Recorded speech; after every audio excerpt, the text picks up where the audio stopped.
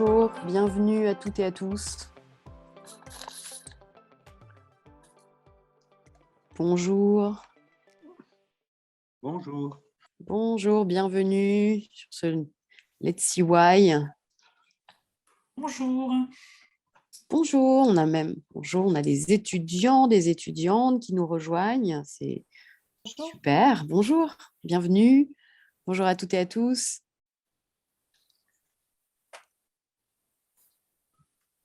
Eh bien, je vais lancer ce Let's See Why. Bienvenue à toutes et à tous. Nous avons le plaisir aujourd'hui de recevoir Stefania Marcassa, qui est enseignante-chercheuse au laboratoire TEMA, Théorie économique, modélisation et application. Stefania est une économiste dont les recherches portent notamment sur l'économie du genre et l'économie de la famille. Et Stefania est chargée de mission pour CY, chargée de mission égalité homme-femme depuis 2020. Stefania est très active, elle déploie une belle énergie pour mener de nombreuses actions pour tenter de lutter et de sensibiliser sur les questions de genre, d'inégalité femmes-hommes au sein notamment de notre université et de l'ensemble des établissements. Pour ne citer que quelques actions, et je laisserai rapidement la parole à Stefania qui va nous expliquer tout cela dans son intervention, mais parmi les multiples actions que Stefania a entreprises, il y a eu la mise en place d'un plan d'égalité femmes-hommes, un plan d'action 2021-2023, des opérations de sensibilisation d'étudiants, d'étudiantes, de personnel également, l'organisation d'événements notamment, l'ensemble de ces actions bénéficient aussi de fonds européens. Et CY est partenaire d'un projet qui s'appelle Let's JEPS, Leading Towards Sustainable Gender Equality, Plan in Research Performing, avec un magnifique accent bien français. Donc, cette idée, et c'est vraiment pour rester aussi dans la thématique aussi du Let's CY, où l'on met en avant des engagements, des dispositifs, des actions sur des questions de transition écologique et sociale et d'objectifs du développement durable. L'idée est aussi que réduire les inégalités, œuvrer à une société et des organisations plus inclusives, ça participe aussi de cet engagement. Et je vais donc laisser la parole de ce pas à Stefania qui va nous parler de l'égalité femmes-hommes à la fois en France et en Europe. Je t'en prie, je te laisse la parole, Stefania. Bonjour à tout le monde. Merci beaucoup, Magali, pour cette introduction. Vous avez déjà dit beaucoup de ce que je pensais dire dans mon introduction, mais je vais reprendre. Effectivement, je suis chercheuse en économie du genre, économie de la famille, depuis bien avant mon début de la mission Égalité femmes-hommes. Et la mission a été aussi pour moi une possibilité pour, disons, essayer d'appliquer ce que j'avais appris dans ma recherche. Je continue à apprendre dans ma recherche. Et donc là, vous voyez, il y a des liens à mon site internet et il y a aussi les liens, comme Magali disait, au projet européen. Donc, je vais vous parler un peu plus dans les détails dans un instant. Et effectivement, donc, depuis les débuts de ma mission, je m'occupe de ces projets et en particulier donc, de développer des activités dans le cadre de ces projets européens qui fait partie de plusieurs projets européens qui ont été financés par la Commission européenne en partir à peu près de 2014. Dans le développement de sa stratégie pour l'attente de l'égalité femmes-hommes en Europe. Un objectif qui est à la fois prévu par la Commission européenne, mais aussi par les objectifs du développement développement durable, donc, dont l'objectif numéro 5. Comme j'ai dit, la Commission européenne a financé plus de 200 projets depuis 2014. Et vous voyez ici, il y a l'ESGEPS qui fait partie de ces projets. Quelle a été la raison, ou une raison pour laquelle l'Europe a décidé de se focaliser sur ce type de stratégie et quels sont les objectifs? Les objectifs que l'Europe a prévu d'atteindre en mettant en place plusieurs actions. Parmi ces actions, il y a effectivement le financement de plans d'action, mais pas seulement. Il y a celui de mettre fin aux violences à caractère sexiste, arrêter aussi les stéréotypes sexistes ou disons, sensibiliser sur les stéréotypes sexistes. Je n'ai parlé hier, j'ai eu la possibilité d'en parler hier au directeur de laboratoire de CY à propos de ces sujets, de combler les écarts sur le marché du travail, les écarts de salaire, mais pas seulement, on verra un peu plus sur ça aussi. Parvenir à une participation égale dans les différents secteurs de l'économie, combler aussi les écarts de rémunération et de retraite entre les femmes et les hommes, aux écarts liés aux différents emplois du temps dans les responsabilités familiales, parvenir aussi à un équilibre femmes-hommes dans la prise de décisions politiques, des décisions en politique. Et la raison est que derrière ces objectifs est qu'aujourd'hui, on n'a encore que 33% des femmes en Europe sont victimes de violences physiques, sexuelles, sexistes et de violences domestiques, environ un peu moins, 22%. On a que les femmes en moyenne en Europe gagnent environ 16% moins que les hommes, que seulement 67% des femmes sont employées par rapport aux 70% des hommes. Et, pour ces pourcentages, on a une hétérogénéité qui est assez large en Europe, notamment entre les pays du sud de l'Europe et les pays du nord d'Europe. On a que normalement les femmes gagnent en moyenne 30% de moins en retraite et que 75% donc du travail pas rémunéré, donc du travail domestique est à charge des femmes. On a aussi que seulement environ 8% des femmes est CEO ou se retrouvent à être présidier un board dans une entreprise. On a que seulement 22% des femmes travaillent dans les sciences, de la programmation plus spécifique, et que seulement 39% des membres du Parlement européen sont des femmes. Alors ici, on a des pourcentages qui concernent différents domaines, disons, et qui sont en relation donc, avec les objectifs dont je vous ai parlé tout à l'heure. Pour ce qui concerne les aspects particuliers de l'enseignement supérieur et de la recherche, je vous ai donné déjà un pourcentage qui concerne les femmes dans les sciences, mais on a aussi une autre information qui est importante disons, pour définir les objectifs qu'on se met dans qu'on veut essayer d'atteindre dans le domaine d'égalité femmes-hommes à l'université, dans la recherche en général. Et cette autre information vient de ces graphiques qui nous montrent l'écart entre les femmes et les hommes dans les différents grades d'avancement des carrières, disons, dans la recherche. Ça, ce sont des informations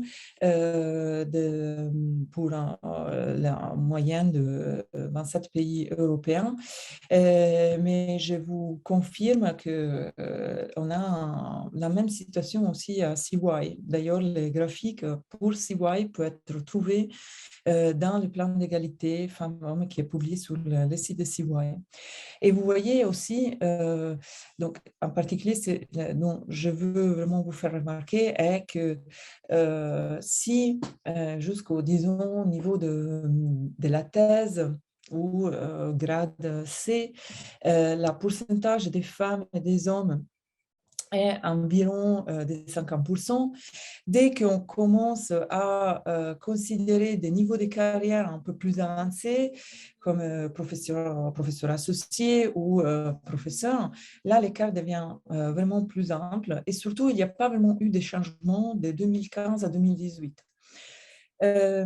Si on considère les mêmes graphiques pour les sciences, alors là, l'écart devient encore plus ample. Et vous avez ces graphiques-là pour CY également d'un plan d'égalité. Ces graphiques, les données de ces graphiques sont disponibles dans un rapport qui est établi par SheFigures, qui est une source intéressante de données sur tous les écarts entre femmes et les hommes dans le domaine de la recherche et de l'éducation en général, je dirais. Donc, en vue de ces différences qu'on observe entre les femmes et les hommes, malgré on observe cette différence, on sait que et c'est problématique, la recherche scientifique nous suggère que les sexismes auxquels la femme peut faire face pendant sa vie a des effets même plus tard dans sa trajectoire sur le marché du travail. Parce que, là je vous cite une recherche qui est assez récente, parce que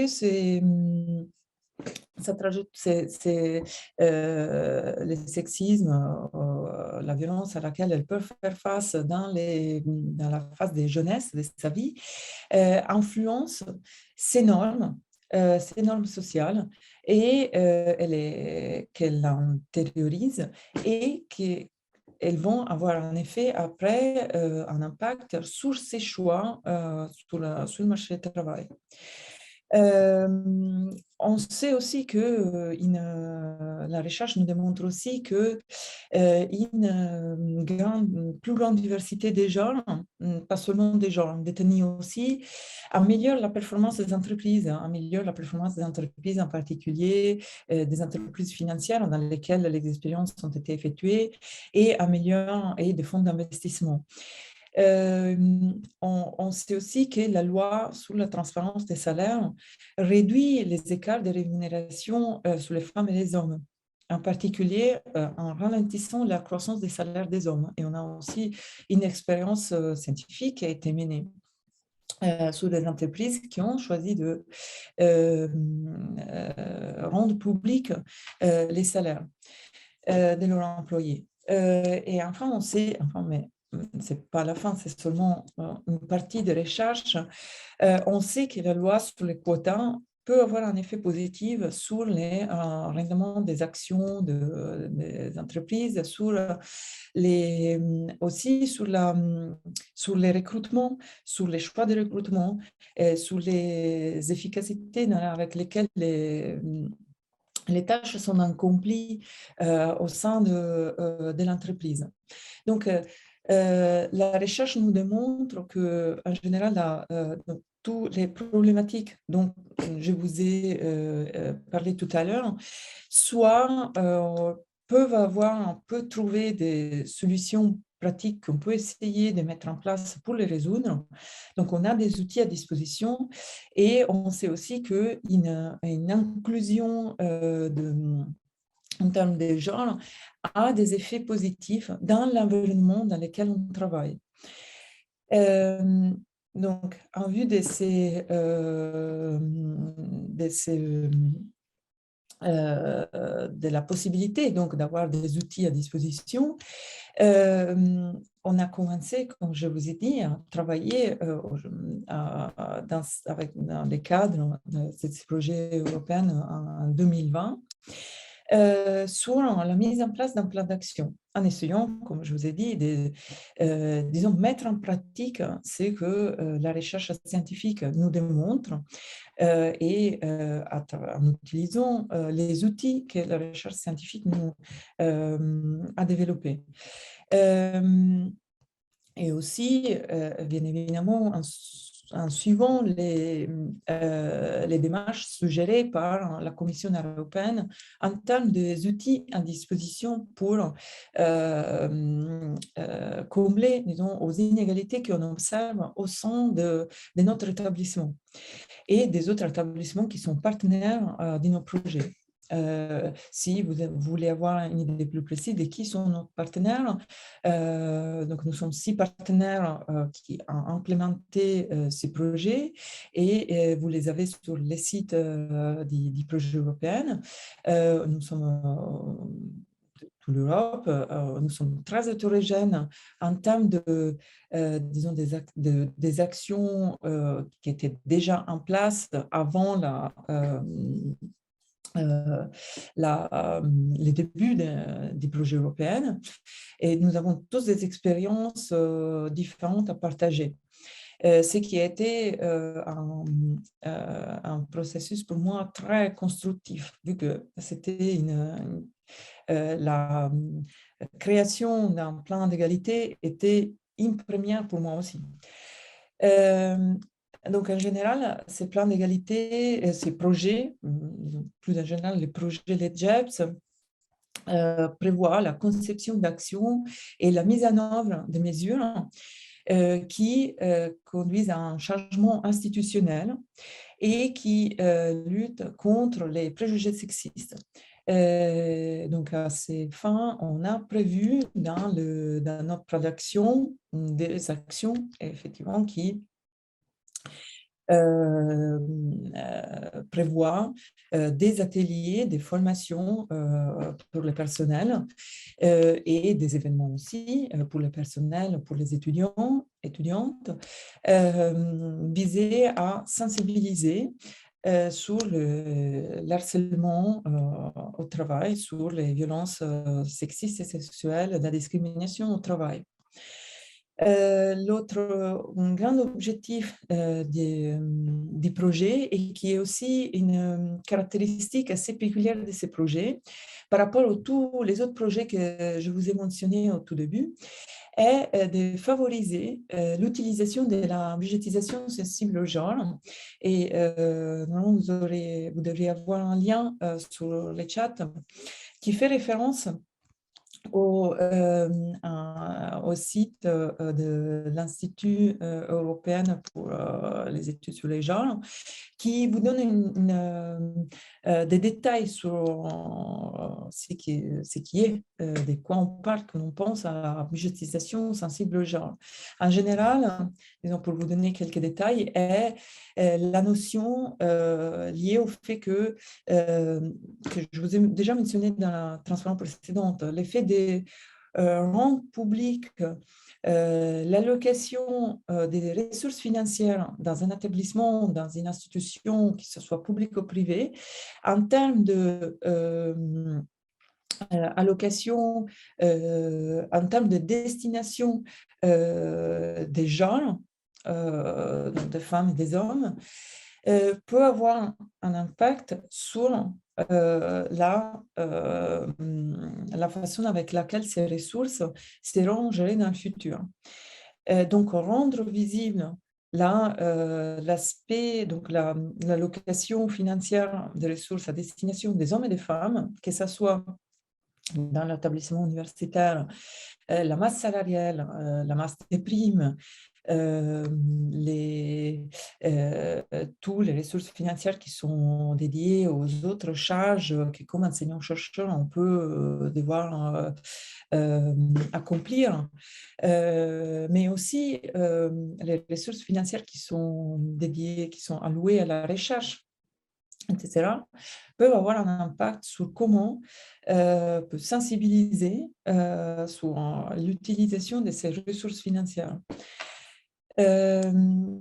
Finalement, l'objectif aussi très important de ce projet est celui d'impliquer tous les personnels dans ces démarches de sensibilisation. Or, je veux souligner qu'il s'agit surtout d'un projet qui a comme destinataire les professionnels, mais parmi les professionnels, on a aussi des enseignants-chercheurs qui ont la charge de sensibiliser les étudiants à travers des actions spécifiques, à travers la participation à des événements, à travers des enseignements, des cours sur les sujets d'inégalité, de discrimination et des violences, etc. Donc, évidemment, les étudiants font aussi partie de ces plans.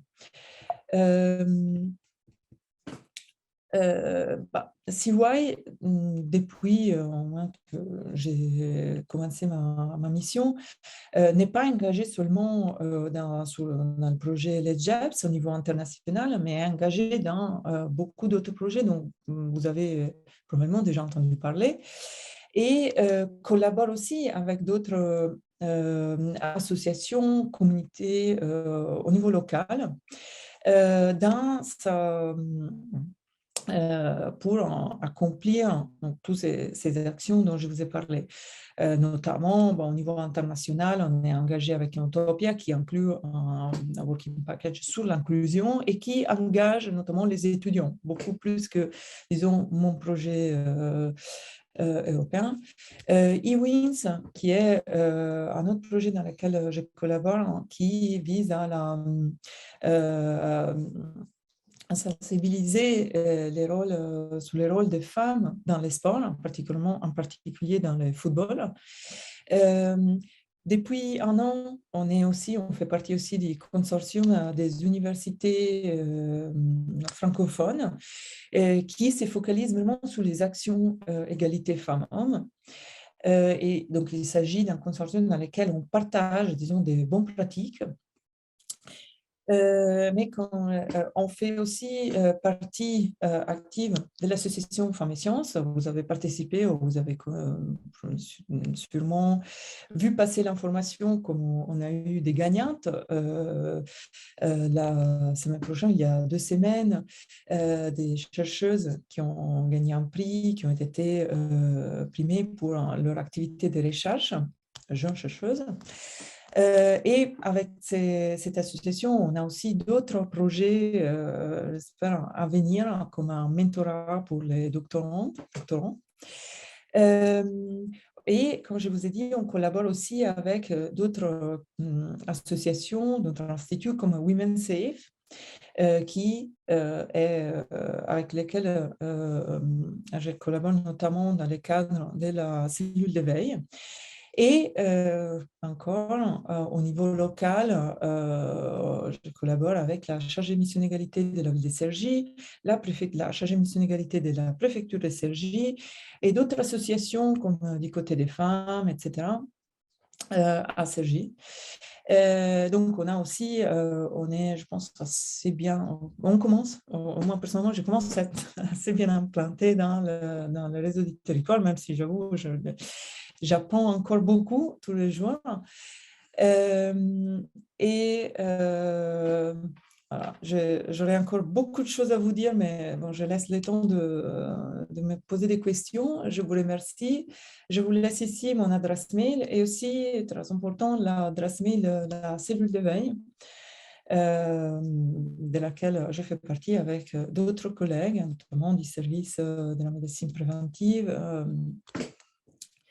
Et je reste à disposition pour tous vos commentaires, vos questions. Merci. Merci beaucoup, Stéphania. Merci pour. Oui, vous n'avez pas menti quand je disais qu'il y avait de très nombreuses actions.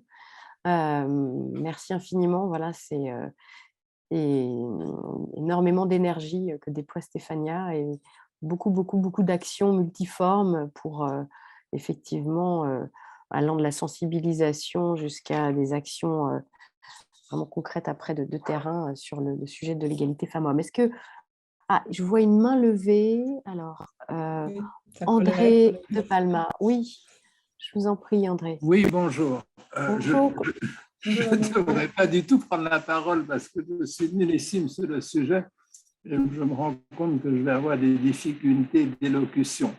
Mais le mot égalité veut dire quoi? Ça veut dire 50-50 dans les effectifs, par exemple, ou bien ça veut dire égalité de traitement, à savoir, bon, on regarde simplement qu'est-ce qu'a fait la personne, quelles sont ses potentialités, point. Mais alors, effectivement, il y a un petit problème qui se posait quand je t'écoutais, c'est que si effectivement, et l'INED le confirme, 75% des tâches ménagères sont faites par la femme, l'enquête, je ne sais pas comment ça s'appelle, mais enfin, il y a une enquête qui est faite chaque année, on peut se dire, bon, OK, on juge sur dossier, mais certaines personnes sont plus avantagées que d'autres. Ça, c'est ma première question. Ben, j'espère que c'est une question. Et la seconde, décrire les faits, c'est très intéressant. Donc, je te félicite. C'était des chiffres très utiles à avoir. Mais je me demandais, est-ce qu'il ne faut pas aussi réfléchir à un cran avant? C'est-à-dire, c'est comme la pollution. Parlons de la pollution comme ça. Bon, on peut dire, ne jetez pas vos papiers, faites un effort, blablabla. Ou bien on peut se dire, oui, mais ce n'est pas ça le problème. OK, c'est bien de ne pas jeter son papier et d'aller à vélo, mais il y a vraiment une question. Tout nous pousse au succès, et le succès, ça veut dire plus consommer, plus voyager, plus communiquer, etc. Donc, il y a un hiatus entre ce qu'on demande à l'individu et les choses vers lesquelles la société vous pousse. Et donc, dans le cas dont tu parles, il y a, OK, le comportement est important, mais il y a aussi l'idéologie, la culture, tout ce qui fait, tout ce qui génère nos attitudes, me semble-t-il. Bon, j'espère que je n'ai pas trop dit de bêtises, mais voilà, c'est ce que je voulais dire. Non, pas du tout. Non.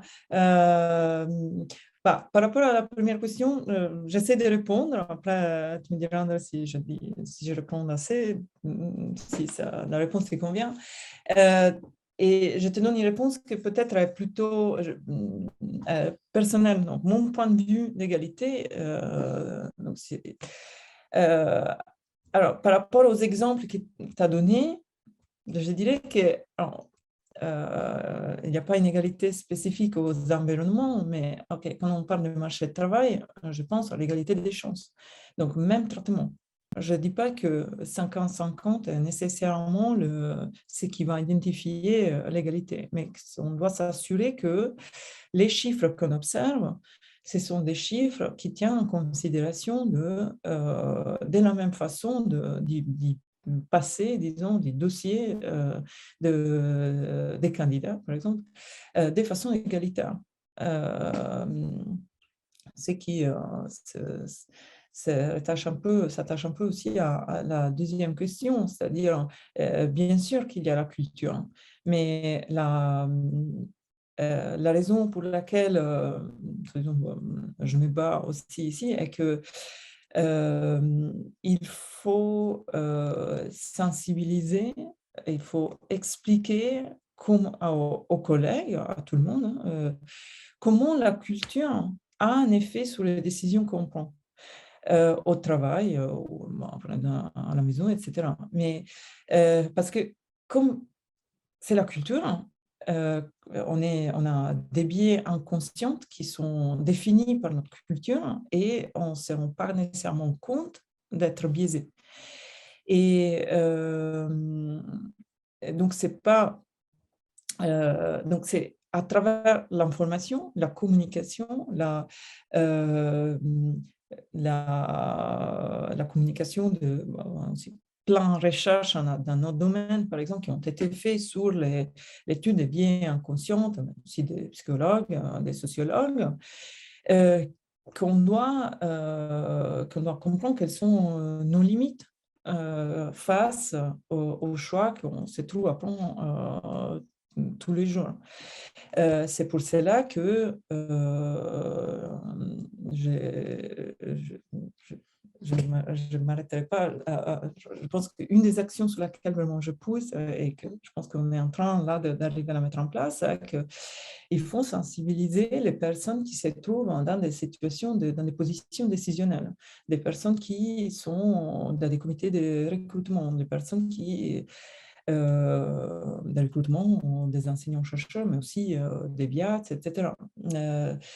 Parce qu'on connaît, on sait, on a des recherches scientifiques qui nous montrent quelles sont, disons, les erreurs qu'on peut être amené à faire simplement en regardant les noms des candidats ou le fait que la personne est mère ou père, le nom d'enfant qu'elle a, etc.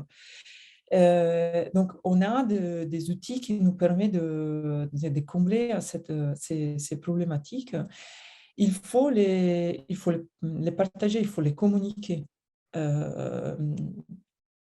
il faut aussi arriver à convaincre les collègues qu'il est important qu'ils les écoutent.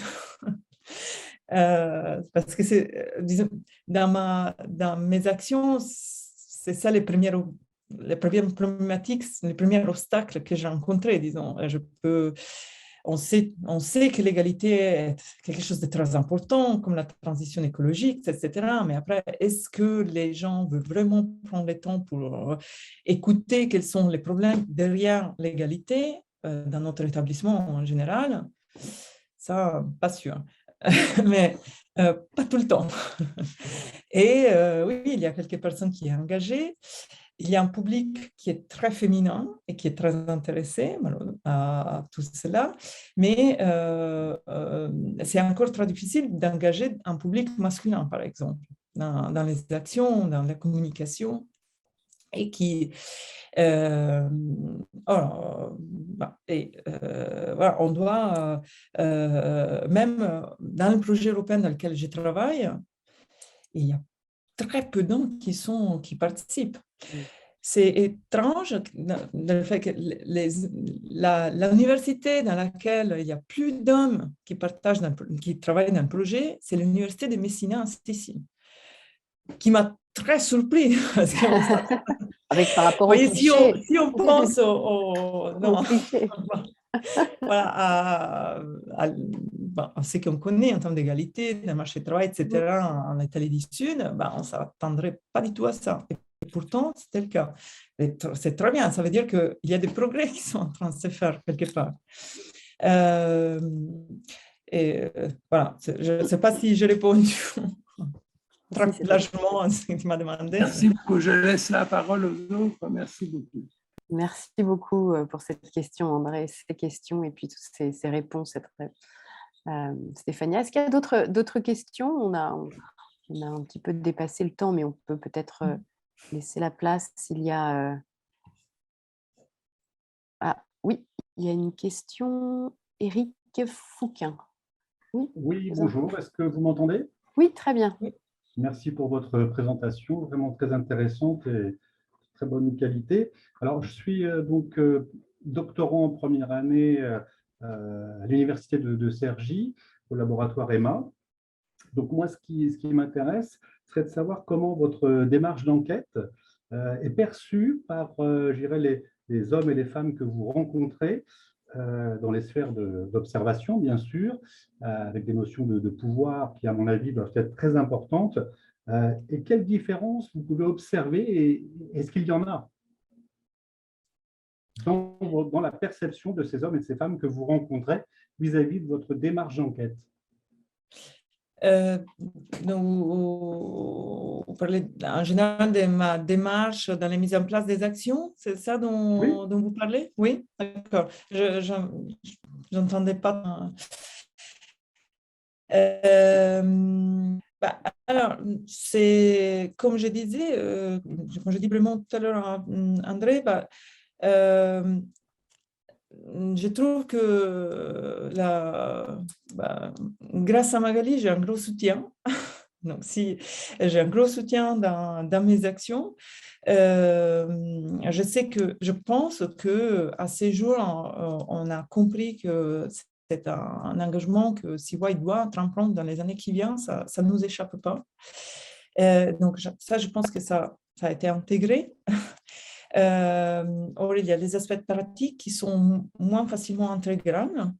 Parce que c'est une grande institution qui est engagée, qui est en phase de changement, qui est engagée dans très, très, très nombreux autres projets et qui a un nombre de personnel qui est limité. On n'est pas... Donc, il y a des obstacles qui sont pratiques, je pense, assez communs à toutes les institutions.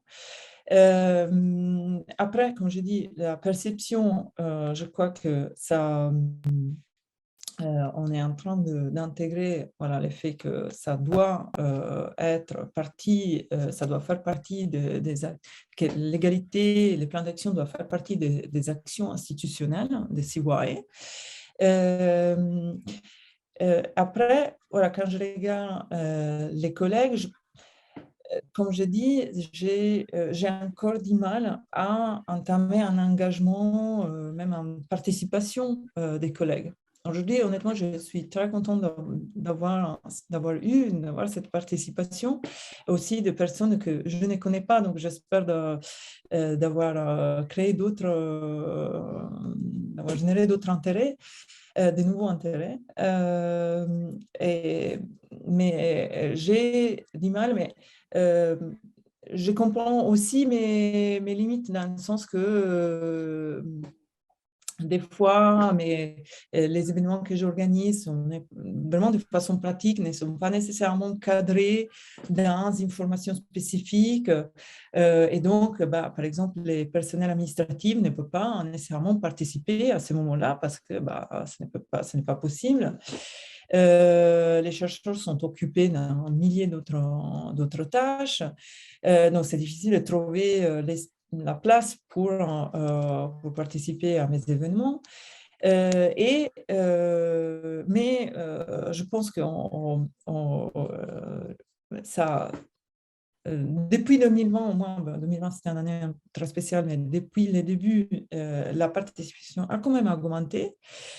Ce qui me reste encore un peu difficile est l'engagement des étudiants. Ça, c'est une partie sur laquelle j'ai encore beaucoup de travail à faire parce que les étudiants à CY sont un peu dispersés dans beaucoup de sites parce qu'il y a peut-être pas des associations qui sont encore si fortes au niveau global de CY. Bon, il y a un parlement d'étudiants qui va être créé. Donc, exactement.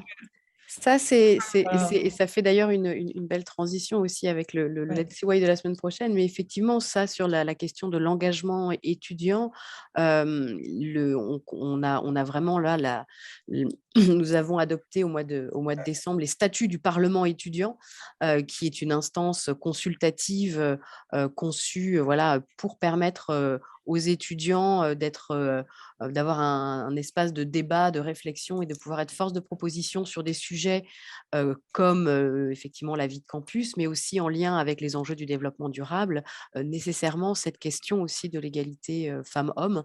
Et on a beaucoup en tout cas, tout est fait pour que cette instance justement permette un peu de relancer, et notamment parmi les membres de les étudiants, les différents collèges qui composeront ce Parlement. C'est à l'échelle de l'ensemble des établissements de CY Alliance. Il y aura des associations, des représentants des associations de CY et des établissements de CY Alliance, des élus étudiants aussi, à la fois aussi les doctorants élus dans nos instances centrales, conseil de site, conseil d'établissement, aux côtés de collectivités territoriales. Et avec cette idée que ça ça va permettre justement aussi de donner davantage de place et de poids à la parole étudiante sur ces sujets fondamentaux, ces sujets de société, ces sujets qui nous concernent toutes et tous. Donc oui, on se dit que ça, en tout cas, ça va permettre en tout cas de renforcer les choses. On y compte beaucoup. Donc, merci beaucoup. Et c'est vrai que sur cette question, je pense que sur le sujet global de la transition, c'est le constat que je fais aussi, c'est qu'on a beaucoup de personnes engagées qui font beaucoup de très belles choses, souvent voilà, au prix d'une énergie folle et d'un emploi du temps absolument chargé. Et le sujet pour engager l'ensemble de la communauté est souvent, malheureusement, voilà, une question de temps à pouvoir consacrer, à pouvoir dégager pour éventuellement se former et participer à des événements. Et ça, voilà, avec la volonté politique de l'établissement, l'idée aussi est de chercher un moyen d'accompagner l'ensemble des personnels dans ces démarches-là. En tout cas, ces démarches vertueuses. Et merci encore, Stéphania, pour voilà, toute cette présentation aujourd'hui et toutes ces belles actions. On va s'arrêter là pour aujourd'hui. Des applaudissements de la part d'André. Et effectivement, je me joins à ces applaudissements. Merci beaucoup, Stéphania. La semaine prochaine, le Let's See Why sera consacré à une présentation de ce fameux Parlement étudiant, ce nouvel espace démocratique pour les étudiants. Il sera présenté par le VP étudiant actuel Louis Laridon, notre VP formation Patrick Pourillot, et puis l'équipe de la direction formation vie étudiante, notamment directrice générale Tumaï Nguyen. Voilà. Eh bien, je vous souhaite à toutes et à tous une bonne fin de semaine. Merci pour avoir rejoint cet événement. Merci. Bravo, merci à toutes et à tous Merci et à beaucoup. bientôt.